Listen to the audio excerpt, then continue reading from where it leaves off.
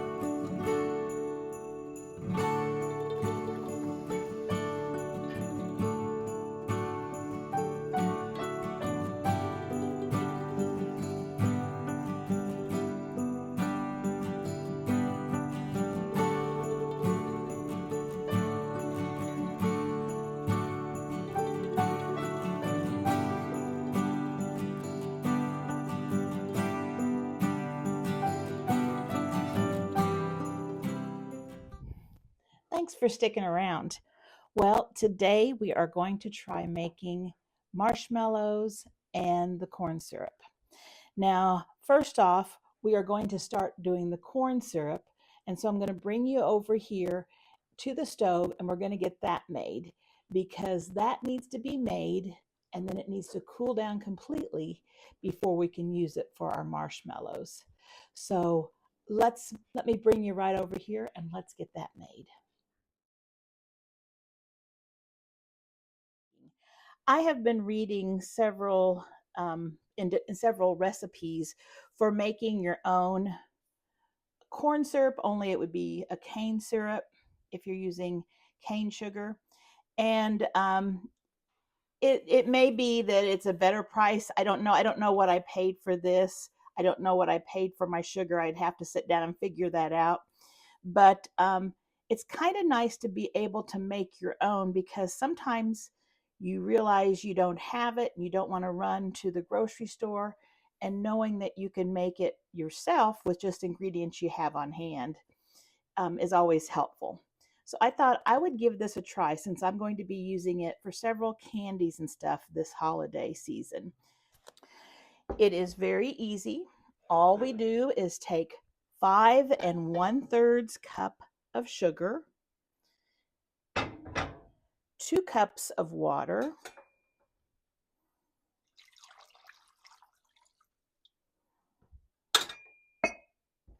a fourth of a teaspoon of salt,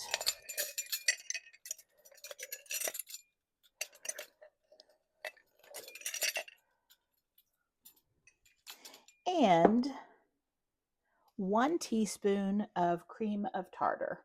And this can just be found in your baking section. Usually it's with the herbs and stuff like that, or with the baking soda and baking powder. But cream of tartar is used in a lot of different recipes, especially like angel food cakes, things that you have to whip because it does give things a fluffiness. And I think it's also for I'm thinking it's the acidity in it maybe. Don't quote me on that. That helps too. Now, this recipe can be kind of picky, but it's really easy as long as you follow the directions. So far I don't have my heating element on, but I'm just going to give this a stir and try to get all the ingredients mixed up. I saw one recipe where they recommend not to use a wooden spoon, but a silicone spoon. So we're going to do that. One thing about this recipe too is that we're not going to be standing over it and stirring it. Once we get this the way where we like it right here, we're not going to stir it anymore. It is just going to be cooked. So let me turn my element, and I'm going to turn this probably to medium high. And what I'm going to do is I'm going to put the lid on it, and I'm going to let this come to a boil. And it's going to start boiling, but I'm going to leave this on for 2 to 3 minutes after it boils, because what that's going to do is it's going to take all those sugar crystals that might have gotten on the side of the pan while I was stirring it and wash them off and send them into the pot. So the thing that you use corn syrup for is for candies that you want to keep it from crystallizing. So if you use corn syrup and fudge, if you do it correctly, your fudge will not become sugary. For things like divinity, when you use corn syrup in divinity, um, that will help that sugar from crystallizing and having crystallized pieces in your divinity. So we use corn syrup to keep the crystallization under control when we're making candy. So what we need to do is we need to make sure there's no sugar crystals in here. And so we're just going to leave this here, check it in a couple minutes, see if it's starting to boil, then boil about 2 to 3 minutes with the lid on. Once that's done, we're going to take the lid off and we're going to put a candy thermometer in there. So I'll bring you back when we're at that point. As you see, it's boiling nicely and there's lots of steam coming out, and that's perfect. It's been doing that about 3 minutes, and we want to carefully remove that lid. The sides have been cleaned off. We do not want to stir this mixture. So now we're going to get a thermometer, a candy thermometer, and we are going to set it in our pan. Remember, when you place the thermometer in your pan, do not let it touch the bottom of your pan because you'll get an inaccurate reading. It should be above, and there should be liquid surrounding it at the bottom too. So you're going to heat this mixture without stirring until it reaches about 240. Now, I have read that if you go to 240 or higher, it's really thick and it's hard to get out and measure it. So I'm going to do mine to about 237, between 235 and 240. So I'm going to take it off before it hits that 240. That way it won't be too thick. So we're just going to leave it like this and let it boil. You don't have to stir, just have it on medium-high heat and cook until it reaches that point. I'll bring you back when we're there. Our syrup is just about at the right temperature. You might notice, I don't know if you can see it as well in the camera, but the color of the syrup has gotten just a little bit darker, and that's fine. That's just the way it is supposed to look, so don't worry about that. We are now going to turn this off. Now, when we turn the heat off, we do not want to touch this. We don't want to stir it. We don't want to move it around. We want it to just stay right here and cool down to room temperature. And that way we won't be having sugar crystals form. If your syrup ends up having sugar crystals, it's not going to be an effective corn syrup.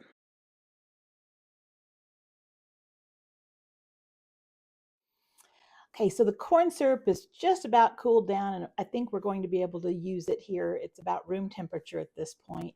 So let's go ahead and get this made, and then I'll bring you over to the stove and let you see what the corn syrup looks like, or the cane sugar syrup looks like. But let's get this started first. What you're going to need is you're going to need some of this unflavored Knox gelatin. and it comes in a box that has 4 envelopes. You're going to need 3. And so they come with 4 of these. You'll need 3 of them. Now, I have already added the 3 into my bowl because I started this video and then I realized my microphone wasn't on. So luckily, I caught it before we went anywhere. So I've got 3 envelopes of the gelatin. And now I want to add a half a cup of cold water into this bowl. That's cold water. And not, I'm just saying cold, not boiling like you usually add to Jello, because the unflavored gelatin, the Knox gelatin, does not need boiling water. It just needs cold water. And we're just going to let that sit in this bowl. I just kind of mixed it up, and we're just going to let it get nice and thick. And I'm going to bring, well, and before we do that, I'm going to go ahead and get my pans ready too. So I'm going to need a 9x13 pan, because the first recipe we're making just your plain marshmallows. And what I've done is I want a pan that has straight up and down sides, because I'm going to be cutting the marshmallows out with cookie cutters. And so I want them to be all consistent thickness. I have taken a piece of plastic wrap and laid it inside the pan. This is again 9x13. I then sprayed it with some oil. You can use a pan spray if you want. And now all I'm going to do is take some powdered sugar and I'm going to use this little hand, what do we call them? Sieve or strainer with the wire mesh. And I'm going to just powder all over, because these marshmallows, when you make them, are super sticky, and you need to have lots of powdered sugar to coat them in. And you want to get the sides and the top.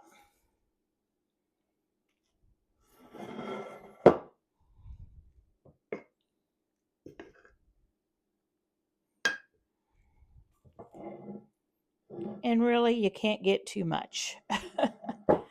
If it doesn't need all of it, it just won't absorb it, and it'll be fine. It'll just be perfect. So just in all those nooks and crannies, get that set up.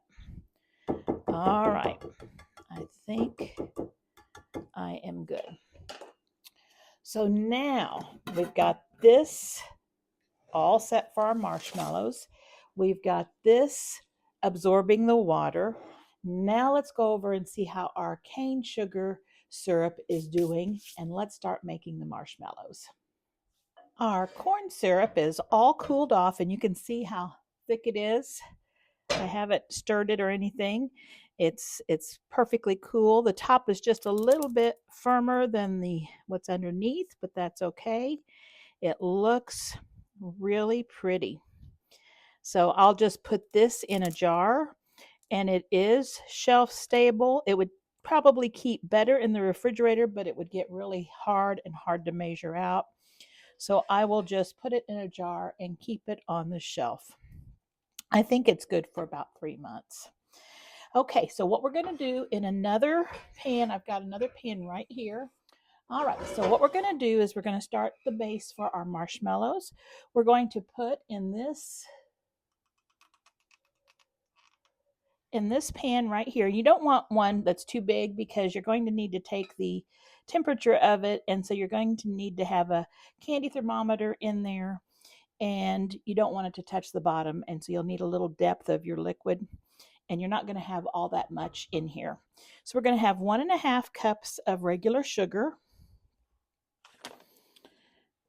We're going to have 1/2 cup of cold water, and about 1/4 of a teaspoon of salt. So we have our sugar, our water, our salt. Now we need our syrup. And we need a cup and a half, I believe. A cup and a fourth. So this is a half cup. So I'm going to do 2 half cups.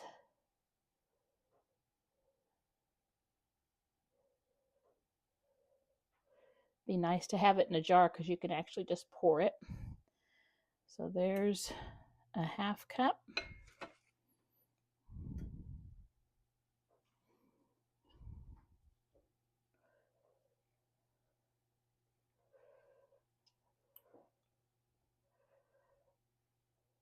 And another half cup.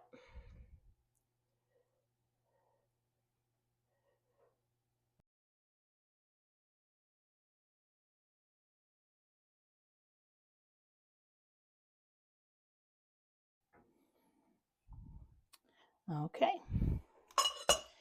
Just stir that in a little bit. Turn this to a medium high. And we're going to put a lid on it. And just like we did a while ago, we're going to let it boil for a couple of minutes to get all the sugar crystals off the sides. Then we'll take the lid off and we're going to cook it until it gets to be 240 degrees.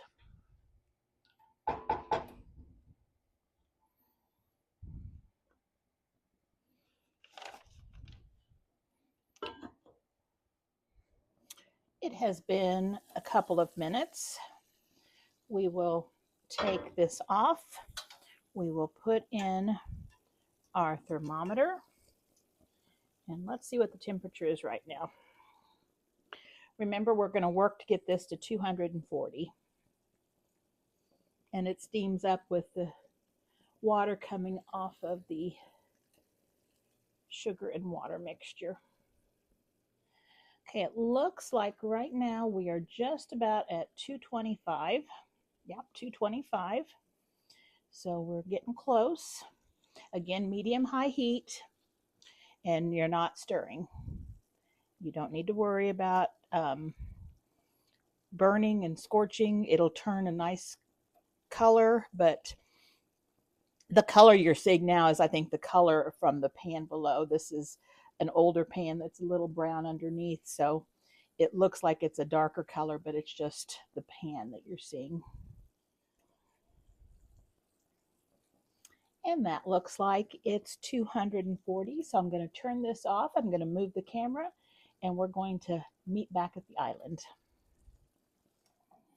All right, so I have my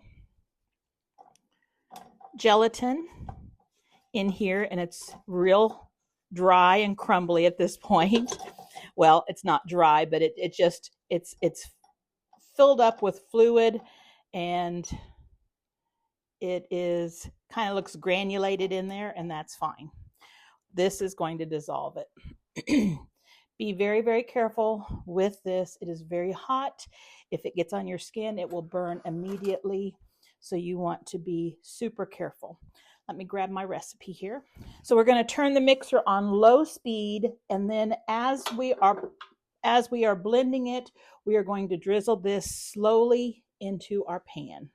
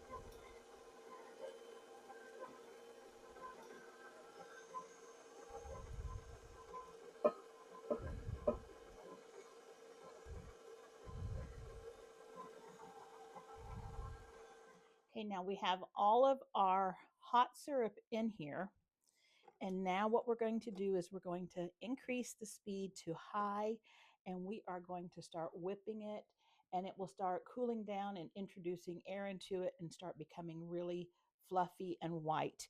And it looks like they're saying that it might be 12 to 15 minutes of whipping time. We'll see how it depends on how fast it cools down. So let's turn it on and I'll start whipping.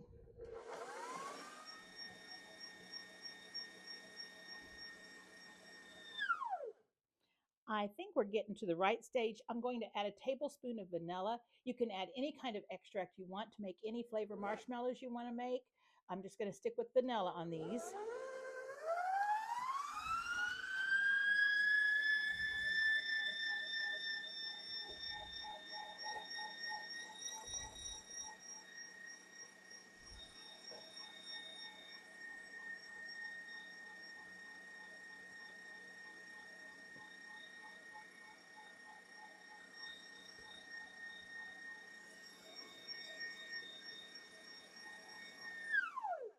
Okay, we're going to call that good. It looks like a real rich meringue. Isn't that pretty? And so let me move this out of the way. You'll feel the bottom of your pan, and this one's just lightly warm. It's just, I noticed it changed a little bit, and then it started making bigger air bubbles pulling away from the side. So that kind of told me that this is probably a good time to take it off. So I'm going to get that cleaned off. And then let's get our spatula. And we are going to put this into this dish. That is just so pretty.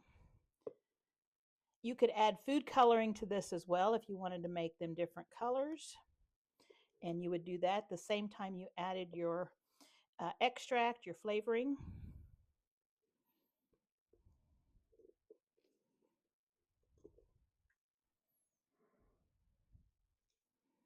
And this will set up and firm up as it cools.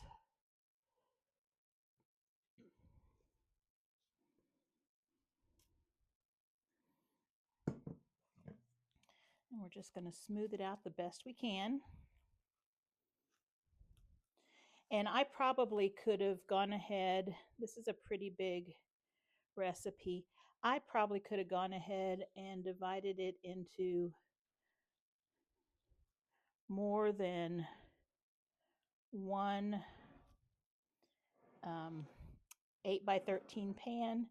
These are going to be really super thick, so I might just be cutting these into cubes to dip into chocolate. And we'll see about the chocolate ones that we make, and we may end up doing those in a larger flat pan. I'm just kind of pushing it down so I have the marshmallows in the corners, and I can tell it's setting up, trying to make it level.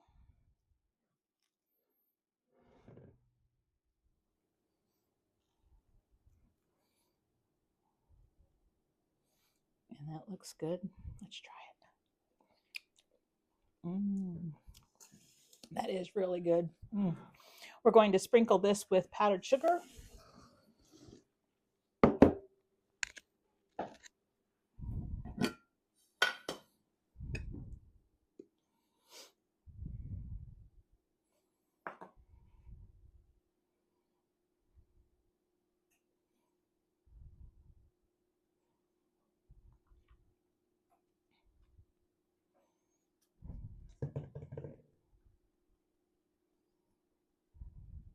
So it's completely covered.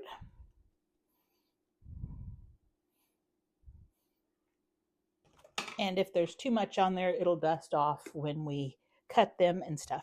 So this needs to sit for at least 8 hours. So you can just leave it out on your countertop and let it cool. So there's our regular homemade marshmallows. They look so good, and from my little taste, they taste so good too. Now we're going to try chocolate. And what I'm going to do is I'm going to bring you back. We're going to do the same thing for our beginning as far as the sugar, the corn syrup, and the water. It's the exact same recipe as what we did at the stove earlier. There's going to be 3 packs of gelatin to a half a cup of cold water in our mixer. And we're going to go through the same steps, but we're going to be adding cocoa at a certain time. So I'll bring you back when we're getting ready to mix it in the mixer. All right, so we've cooked it the same way as we did for the regular marshmallows. And we're going to do the exact same thing as far as we're going to slowly drizzle it into our gelatin that we have here. Then we're going to mix until it starts getting thick. And then at that point, we are going to add our flavorings and 1/4 cup of cocoa. So I'm going to get this started and we'll see how it goes. Okay, so it looks like it's just about ready. So what we're going to do is this time I'm going to add about a half a teaspoon of almond flavoring, about a tablespoon of vanilla, and 1/4 of a cup of cocoa, unsweetened.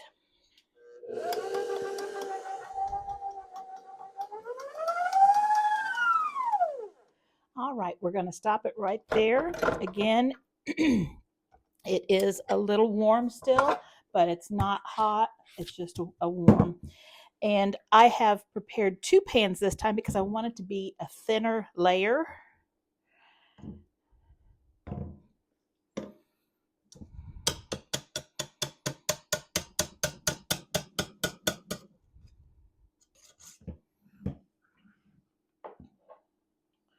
And so we'll start with putting part of it in here.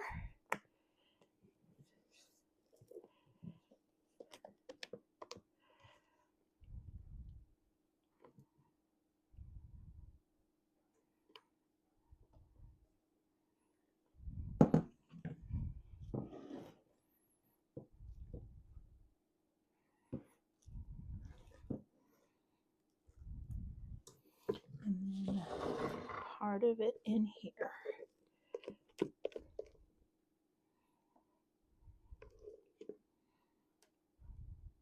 Now, if you've never tasted homemade marshmallows before, you are in for a treat. They are so moist. You've got to work with it pretty quickly because once it's out of the bowl, it starts cooling off, and that's when it starts firming up. And I do like to take it out before it gets too firm out of the bowl because then it's really hard to smooth out.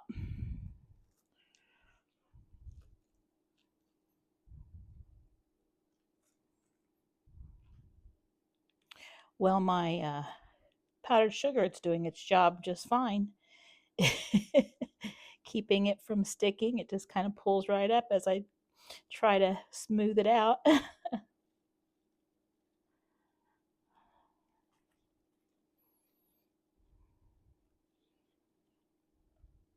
Just trying to get it so it's about the same thickness all the way across. You can't play with it too long because, like I said, it starts hardening up. Okay, now we're going to put powdered sugar on top of this.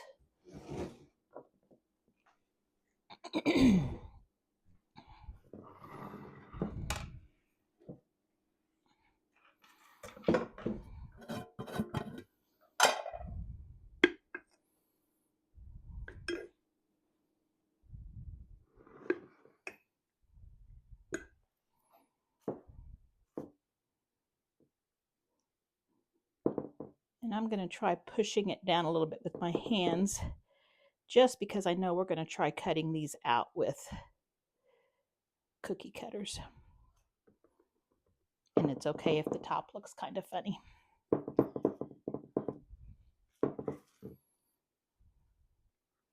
Because we're also going to be dipping them in chocolate.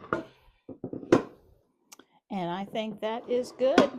We have our chocolate marshmallows ready to set for 8 hours, at least 8 hours. I'm just going to leave them overnight. And in the morning, I'm going to bring you back and show you what we've got. So see you soon. Well, here are the chocolate marshmallows. There's one of them right there. And here's the other one. And as you can see, they pop out quite easily. They're very firm, or they're firm enough to work with. It looks like they're going to work out well. What we're going to first do is we're going to dust off the excess powdered sugar. And so what I'm going to do is I'm just going to put it right here in this bowl.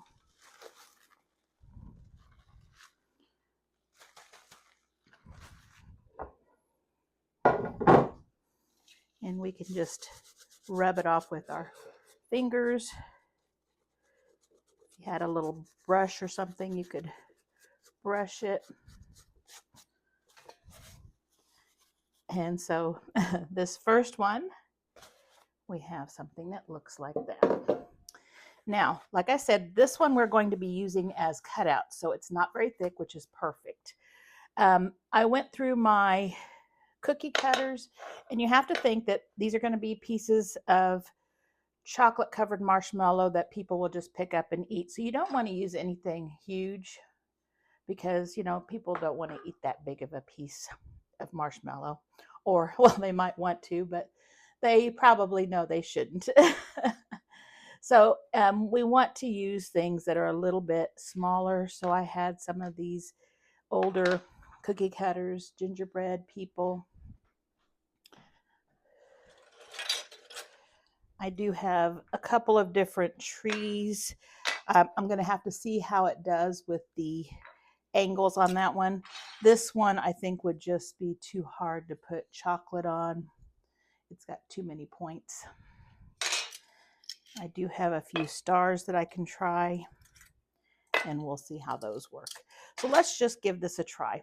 And we can just use some of that powdered sugar that we took off of there to dip. And we just need to push it like that. And let's see what it looks like.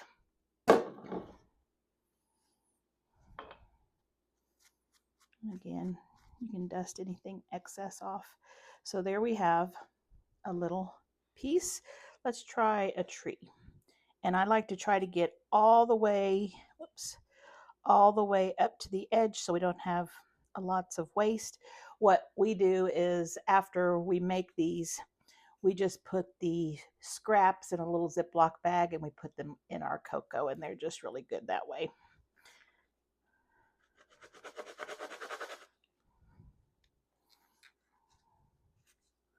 So there you have one that's going to be a tree, and it's fine for these just to kind of sit out and get a little drier.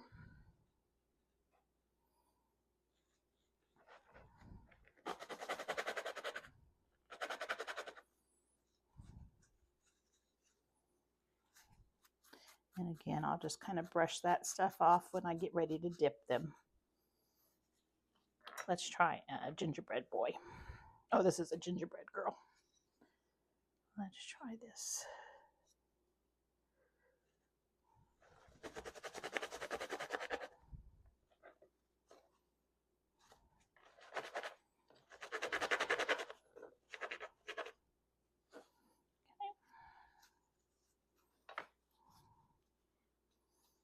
There we have it. That's cute. How about this little tree?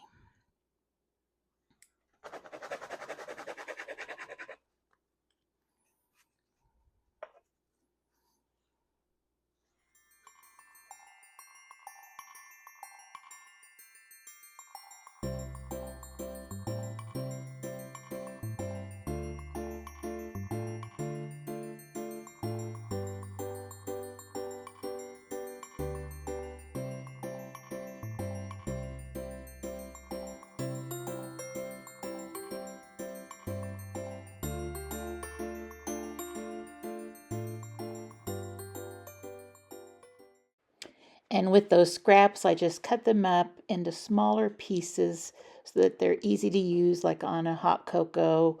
Or, you can still bake with them if you have a recipe that calls for marshmallows. You can still use those for the mini marshmallows. But, and maybe Rice Krispie treats with these would be really good. Ooh, I might have to think about that. Or you could even use Cocoa Krispies and make them double chocolate Rice Krispie treats. That would be really good. Might have to think about making that. So anyway, we just toss these around in some powdered sugar, and we're just using the leftover powdered sugar from what we had on the top of them there. And we just want to make sure we get all of the edges and everything coated so they don't start sticking together. And then we're just going to put them in a Ziploc bag so that we can close off the air and put them on the shelf. They don't need to be refrigerated or anything like that. I usually have a little bit of extra powdered sugar in there just to toss around with them if I notice some of them are getting sticky, and I found that works for me. And here we have all of our cut out marshmallows ready to be dipped in chocolate. Now let's get the regular plain marshmallows out and let's cut those into squares. So here is our pan of the plain marshmallows. And remember, it's thicker because we only put it in the one pan. We didn't divide it up. So we're doing the same thing that we did with the chocolate marshmallows. We are going to take off the excess powdered sugar. And as you can see, the plastic comes right off. And the yellow stuff is just the oil that was used in the pan, and it's fine. It's not hurting it or anything. It does just come right off. If you had like a bristly basting brush, it would easily take that off. So we're just going to get that off, and we're going to cut these pieces up. You're going to want to use a cutting board, so just lay your marshmallow on the cutting board, and using a large knife like a chef's knife, you just cut right into it, and you start off by cutting strips, and I'm doing mine a little bit bigger than 1 inch, about the thickness of my batter or my marshmallows is how wide I'm cutting my strips. That way they can come out as cubes. And I just go along and cut each way that way. And then I'll cut each strip into a cube. Now I did find putting some oil on my knife helped with the stickiness. It takes very, very little, just a very little amount, and that helps. So I'm just cutting these 2 at a time. You can cut however many at a time that you feel comfortable with.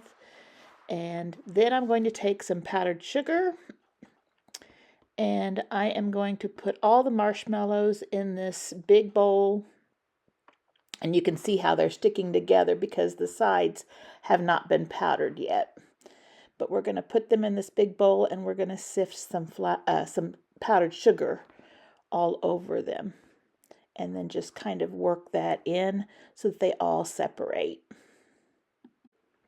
And you'll know when you've sifted enough sugar on them because they'll no longer be sticking to each other and they won't be sticking to your hands. And it's fine to go over and above on the powdered sugar. It's not going to hurt anything.